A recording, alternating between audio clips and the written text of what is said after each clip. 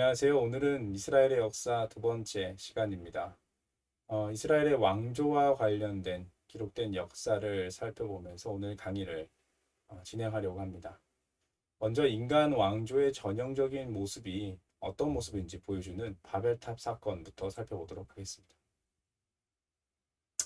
창세기 11장에 등장하는 이 바벨탑 사건은 인간이 창조된 이래로 선악과 가인과 아벨, 노아의 홍수 등 점점 악한 모습이 극대화되면서 절정을 맞이하는 장면을 보여주고 있습니다. 왜 바벨탑이 인간의 악함을 묘사하는 도구가 되었을까요? 그 이유는 당시 고대 바벨론과 큰 연관이 있습니다. 고대 바벨론은 거대한 건축물을 보유한 도시국가로 바벨탑과 가장 비슷하게 보이는 구조물이 있다면 아마도 피라미드 혹은 지구라트일 것입니다. 피라미드는 도시 외곽에 위치하여서 왕의 사후를 준비한다는 점에서 성경에서 묘사되는 바벨탑의 이야기와는 조금 거리가 있어 보입니다. 그러나 지구라트는 어떤 특정 신에게 봉헌되는 구조물로 그 쓰임새에 맞게 안에는 비어 있다고 합니다. 메소포타미아 지역의 라르사의 왕 와라드 신의 비문에서 이런 글이 발견되었는데요. 그는 그것을 산만큼 높이 만들었고 그 꼭대기가 하늘에 닿도록 건축하였다. 이 위협 때문에 낫나신과 닌갈신이 기뻐하였다. 그 신들이 그에게 장수의 운명과 오랜 통치와 견고한 초석을 베풀어 주시기를. 이런 기원문이 비석에 적혀 있는 것을 발견했습니다. 달의 신 난나와 그의 아내 갈대의 신 닌가를 위해서 왕이 꼭대기가 닿도록 높은 지구라트를 지었다. 이렇게 묘사하고 있는 것이죠. 지구라트에 붙여진 이름들 대부분이 하늘로 가는 계단이 있는 신전이라는 뜻을 갖는 것으로 보아서 성경의 바벨탑이 아마도 이와 비슷할 것으로 생각하게 해줍니다. 왕들은 신들의 위대함을 극대화해서 자신의 왕권도 강력하게 하기 위해서 이런 구조물들을 건축했던 것으로 보입니다. 그런데 바벨탑으로 생각되는 지구라트의 쓰임새가 우리가 생각했던 것과는 조금 거리가 있습니다. 우리는 바벨탑을 높게 쌓아서 단순하게 하늘에 닿고자 했다. 이게 문제가 됐다. 이렇게 생각을 했지만 고대 메소포타미아 지역의 사람들은 인간이 하늘에 닿고자 하는 목적으로 지은 것이 아니라 지그라트의 이름 그대로 그 신이 내려오는 계단을 만들고자 건축했다라고 이야기합니다. 엄밀하게 말해서 신이 내려오는 계단을 받쳐주는 구조물을 지은 것이죠. 그래서 지구라트의 맨 윗부분에 신이 머무는 장소와 비슷하게 생긴 그런 장소를 만들어 놓긴 했지만 사실 신이 여기에 거주하면서 인간과 교류한다는 생각보다는 그 신이 하늘에서 땅으로 내려와서 땅에서 인간에게 어떤 도움을 베풀어 준다는 그런 식의 사고가 당시 강했던 것으로 보입니다.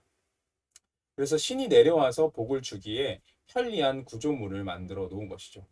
그럼 이 계단 만드는 것과 교만과는 무슨 상관이 있을까요? 사실 성경에서 묘사되는 탑 쌓는 모습만으로는 유추하기가 힘듭니다. 혹은 그들의 이름을 높이기 위해서 이것을 만들었기 때문에 그것이 교만이다라고 직접적으로 이야기하기도 어렵습니다. 왜냐하면 창세기 12장에서 하나님은 아브라함의 이름을 높이시는 모습을 봤을 때 하나님은 그 이름이 높아지는 것과 교만을 그렇게 크게 신경 써서 연관하고 있는 것 같지는 않는 모습도 보여주시고 있기 때문에 그렇습니다. 문제는 바벨탑을 건축하려는 그 의도 자체에 있었다고 생각합니다. 우리는 지구라트라는 신전의 기능에 대해서 앞서 언급했듯이 고대 문명들은 이 거대한 건축물 이것을 통해서 도시를 형성하고 자신의 신이 도시에 임재한다고 생각을 했습니다. 그러면서 신들이 육신을 입고 도시의 통치자가 되었다는 생각도 함께 하게 되었죠. 최초의 신의 인간화에 대한 생각을 하게 된 것입니다. 그것은 신화에서 신들이 가족 관계의 형태로 표현되는 것으로 더욱 잘 묘사되고 있죠. 우리가 잘 아는 로마, 그리스 로마의 신화에 보면 신들이 다양한 가족 관계를 가지고 있죠. 그런 원시적인 형태가 아마 이때부터 였을 것이라고 생각이 되는 것입니다. 사람들은 이제 신들을 인간의 차원에서 끌어내려서 자신들의 어떤 통제 범위 안에 두려고 하는 그런 시도를 하기 시작한 것이죠. 유명한 고고학자인 핑켈슈타인은 바벨론의 신들은 인간이 하는 것처럼 서로 신들끼리 영향을 주고받고 그리고 이 땅에서 마치 업무를 처리하는 듯한 것으로 사람들은 여겼고 신과 인간이 똑같이 행동했다라고 주장합니다. 다시 말해서 인간들은 신이 화났을 때 좋은 것을 바치면 신들은 지브라트를 통해 내려와서 계단 밟고 내려와서 그것을 받고 진노를 푸는 모습을 인간에게 보여줬다는 거죠. 그것은 인간에게 길들여진 신의 모습이라는 것입니다. 그런데 하나님은 그런 관계를 원하지 않으셔서 스스로 내려오셔서 철저하게 그들을 흩으신 것이죠. 성경에서도 하나님이 내려오신다라는 표현을 쓴 것은 우연이 아닌 것입니다. 11장 7절을 보시면 자 우리가 내려가서 거기서 그들의 언어를 혼잡케 하여 그들로 서로 알아듣지 못하게 하자 하시고 라고 되어 있죠. 하나님께서는 다른 신들처럼 어떤 무언가가 필요하셔서 내려오신 것이 아닙니다.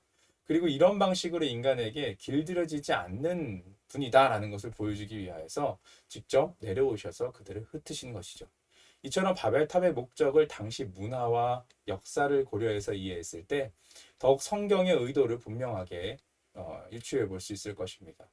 인간이 탑을 높게 쌓아서 문제가 생긴 것이 아니라 오히려 하나님께서 편하게 내려오시도록 계단처럼 쌓은 탑이 문제가 됐다는 것이죠. 그것은 사람들이 하나님을 길들이고자 한 그 의도가 문제였다는 것입니다. 두 번째로 우리는 시대를 조금 많이 건너뛰어서 지금 수요 예배 때 진행되는 창세기 강해의 주인공인 요셉과 연결되는 이야기를 아주 짧게 해보려고 합니다. 요셉이 애굽으로 건너가서 총리가 되는 이야기는 우리가 모두 잘 알고 있습니다. 그렇다면 역사적으로 요셉의 존재를 발견할 수 있는 것이 있지 않을까 하는 생각을 하는 것은 너무 자연스러운 일일 것입니다. 관련된 문헌이 너무 적어서 좀 불분명하지만 적어도 이집트 왕조에서 제2 중간기 그리고 18에서 20 왕조라고 불리는 이 기간 동안에 힉소스라는 동방의 이방인이 나라를 다스렸다는 기록은 굉장히 흥미롭습니다. 힉소스라는 이름 자체가 외국 땅의 지배자라는 뜻으로 이 주변에서 야콥 헤르라는 이름이 적힌 인장이 발견된 것과 더불어서 이 종족들이 이스라엘 사람들 혹은 요셉과 관련된 사람들이 아닐까라고 많은 학자들은 추측하고 있다고 합니다. 세 번째로 다윗의 이야기입니다. 다윗은 성경에서 그 중요도에 비해서 다른 나라의 기록을 통해 중복적으로 확인이 거의 불가능한 왕이어서 이 유물이 발견되기 전까지는 다윗이 이상적인 한 인물 혹은 신화적인 우리나라의 단군 왕건과 같은 인물이 아닐까라고 생각하는 경향들이 있었습니다. 그런데 1993년 텔단이라는 곳에서 발굴된 이 하사엘 석비는 최초로 성경 밖에서 다윗의 이름이 기록된 유물입니다. 그래서 많은 학자들의 귀추가 주목되었었는데요. 이 사진에서 하얀색 부분이 베이트 다비드라고 적혀 있는 부분인데요. 글씨가 이제 잘려나가서 모두 읽을 수는 없지만 읽을 수 없는 부분들이 너무 많지만 아람왕 화사엘이 열왕기 8장 28절에서 29절에서 등장하고 있는 이스라엘 왕 요람과 남유당 왕 아하시아의 싸움에서 승리한 다음에 이 석비를 세운 것으로 추정이 됩니다. 이때 유다 왕국의 호칭을 베이트 다비드라고 한 것이 굉장히 놀라운 것이죠. 베이트라는 단어는 고대 중동 지역에서 사람 이름 앞에 쓰일 때 집이라는 의미를 갖습니다. 우리나라에서 김씨네, 박씨네 하는 것처럼 그 가문을 통칭하는 단어인 것이죠. 그래서 베이트 다비드 하면 다윗의 집 혹은 다윗 가문이라는 뜻입니다. 놀라운 이야기지 않습니까? 물론 우리 모두가 성경에 대한 굳건한 믿음을 가지고 있어서 이런 유물의 유무와 관계없이 하나님을 믿는 데 방해는 없겠지만 아직 성경에 대해 궁금함을 가진 초신자분들이나 혹은 하나님을 믿지 않는 그런 분들에게는 이런 설명들은 충분히 흥미로운 주제가 될 수 있을 것이라 생각됩니다. 거듭 말씀드리지만 성경의 내용들은 성경에만 기록되어 있는 그런 내용이 아니라 당시 이스라엘이 강대국들의 틈바구니 속에서 견디고 살아내며 그 다른 나라의 기록들에도 발견되는 살아 숨쉬는 역사 속에 기록된 이야기가 바로 성경임을 기억하시면서 읽으시면 더 은혜가 될 것으로 믿습니다. 우리 네 번째로 함께 살펴보려고 하는 것은 다윗에 이어서 솔로몬에 관한 이야기입니다. 솔로몬이 지혜의 왕이지만 그 말년에는 하나님이 보시기에 악한 일들을 많이 보여주었다는 것. 말년이 아니겠죠. 계속 점점 그런 모습을 보여주고 있다는 것. 그런 것을 우리가 잘 알고 있지만 특히 그 중에서도 하나님께서 금지한 이방인의 아내, 그것도 그런 이방인의 아내를 많이 두어서 이스라엘 종교 혼합에 본격적인 신호탄을 쏘아 올린 것도 잘 알고 있습니다. 그리고 큰 궁전과 큰 규모의 군대를 보유한 것은 당시 일반 사람들의 고통이 상당했음을 직간접적으로 보여주고 있습니다. 성경에서 솔로몬은 하나님의 성전과 자신의 왕궁을 지으면서 하솔, 무깃도, 게셀의 철병거성을 건축했다고 기록합니다. 열왕기상 9장 15절 그리고 19절에 그것들이 나와 있는데요. 성전과 왕궁을 건설하기 위해서만 해도 수많은 자금과 노동력이 투입되어야 하는데 거기에 철병거성, 방어를 위한 거대한 기지를 세 곳이나 짓는다라는 것은 굉장히 무리한 건축 계획이라고 보여집니다. 물론 여기서 언급된 세 곳의 입지는 정치적, 경제적으로 굉장히 중요한 곳임은 틀림없습니다. 특히 하솔은 이집트에서 시작하여 가나안과 시리아를 통과하는 그런 바벨론으로 연결되는 그런 도로였는데 솔로몬은 이곳에 너무 중요하니까 요새를 짓기로 결정을 한 것입니다. 실제로 하솔 지역에서는 솔로몬 시대로 추정되는 기원전 10세기의 독특한 건축물인 육방 성문이 발굴되기도 했습니다. 이 성문은 벽을 이중으로 쌓고 벽과 벽 사이를 방들로 채워 넣어서 6개의 방처럼 생긴 벽으로 성을 보호하는 기능을 하고 있습니다. 그리고 이와 똑같은 것들이 무깃도와 게셀에서도 발견되었죠. 아마도 이러한 거대한 토건 사업은 솔로몬 당시 어떤 청년들에게 아마도 자신의 세대에는 건물만 짓다가 끝났다 이렇게 회상할 수 있을 정도로 오랜 시간 고통의 시간이었을지도 모르겠습니다. 성전 건축 7년, 왕궁 건축 13년, 도합 20년에 심지어 이방인 아내를 위한 그가 모시는 신을 위한 신전까지 또 지어주고 그리고 자신의 왕궁과 비길 듯한 그런 여왕의 왕궁도 또 여러 개 지어주고 했으면은 계속 진짜 건물만 짓다가 죽은 사람들이 부지기수였을 것입니다. 하나님께서 솔로몬에게 듣는 마음, 지혜를 주셨지만 그것을 어떻게 사용하는지가 정말 잘 드러나는 대목입니다. 뿐만 아니라 솔로몬은 이방신 홍보 사업에도 굉장히 열심히 했는데요. 이스라엘에서 성문은 재판장 그러니까 법원이죠. 법원이 되기도 하고 왕이 앉아서 백성들을 만나는 곳이기도 했습니다. 성 안에서 중요한 위치를 차지하는 이곳에 이방신을 섬기는 산당들을 두기도 했습니다. 특히 하솔과 같은 요충지의 성문 근처에서는 당연히 이런 것들을 빼놓을 수가 없었겠죠. 흥미로운 것은 솔로몬이 죽고 나서 이스라엘이 분열되는데 여로보암이 북이스라엘을 차지하면서 단과 베델의 금송아지를 만든 것이었습니다. 도대체 이것을 어디서 보고 배웠을까요? 북이스라엘의 남과 북쪽 가장 끝 경계를 금송아지 상을 설치해서 남유다 예루살렘으로 가서 하나님 성전에 예배하고자 하는 그런 사람들을 막았던 것이죠. 그런데 하나님의 성소를 만들면서 금송아지를 세운다는 것은 이미 솔로몬에게서 시작된 종교의 혼합이 어느 정도 자리를 잡았다는 것을 보여주는 것 같습니다. 가나안에서 신을 동물상 위에 올려두는 전통이 반영이 되어서 가나안 최고 신 송아지 위에 하나님이 계신다고 생각했을지도 모르겠습니다. 그래서 그 송아지 상을 놨을지도 모르겠죠. 그러나 분명 어떤 형상도 만들지 말라는 이스라엘 율법에 분명히 어긋나고 이후에 우상 숭배가 절정에 치달으면서 두 왕국은 결국 멸망하게 됩니다. 남왕국 유다 말년에 특히 주거 지역의 45%에서 제2 물품이 발견된다는 것은 우연이 아닌 것입니다. 공식적인 이방 신전뿐만 아니라 가정에서도 이런 이방 제의들을 했다는 모습을 이런 유물들을 통해서 알 수 있게 되는 것이죠. 이렇게 멸망으로 향하는 역사의 중간에 우리는 개혁을 단행했던 두 왕을 기억합니다. 누구죠?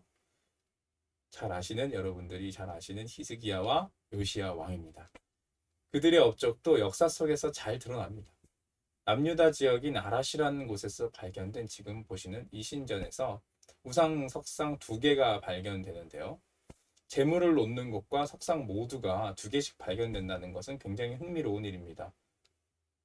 이 아라세 요새 자체는 주전 586년 바벨론으로 인해서 파괴를 당했지만 이 신전은 주전 700년경 히스기야 시대에 그리고 주전 650년경의 요시야 시대에 두 차례 파괴당했고 더 이상 사용되지 않았던 것으로 보입니다. 두 번의 파괴가 있었기 때문에 이 석상이 두 개가 있는 것이죠. 학자들은 아라세 신전이 히스기야와 요시야 왕의 종교개혁 당시에 파괴된 지방의 산당 중에 하나로 추정하고 있습니다.